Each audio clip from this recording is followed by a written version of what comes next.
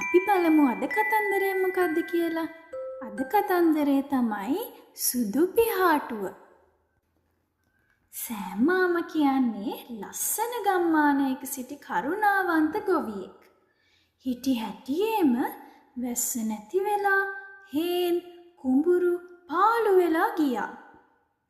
මිනිස්සුන්ට කෑම නැති වුණා.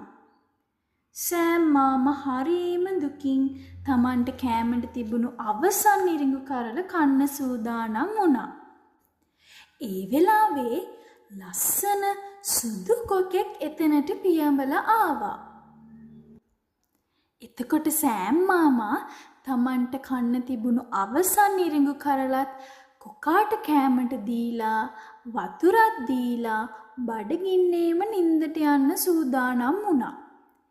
ඒත් කොකාමි සුදු පිහාටුවක් සෑම් මාමට තෑගි කරලා තමයි පියාඹල යන්න ගියේ. මේ වෙලාවේ අඩනින්දෙන් අවදි වුණු සෑම් මාමා සුදු පිහාටුව අරන් පෙට්ට ගමේ දැම්මා. ටික වෙලාවකින් ඇවිත් බලනකොට පෙට්ට ගම රන් කාසි වලින් පිරීලා. හානේ හරි පුදුමයි. මට හරිම සතුටුයි.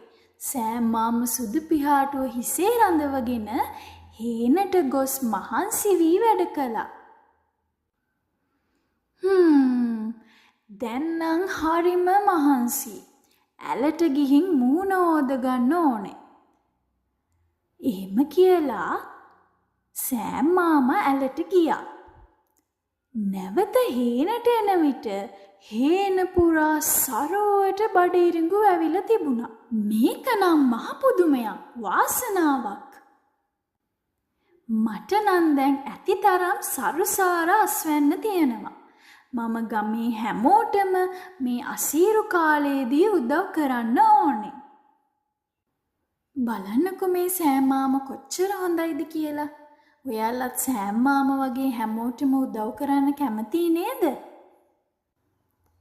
ඔන්න අමතක කරන්න එපා.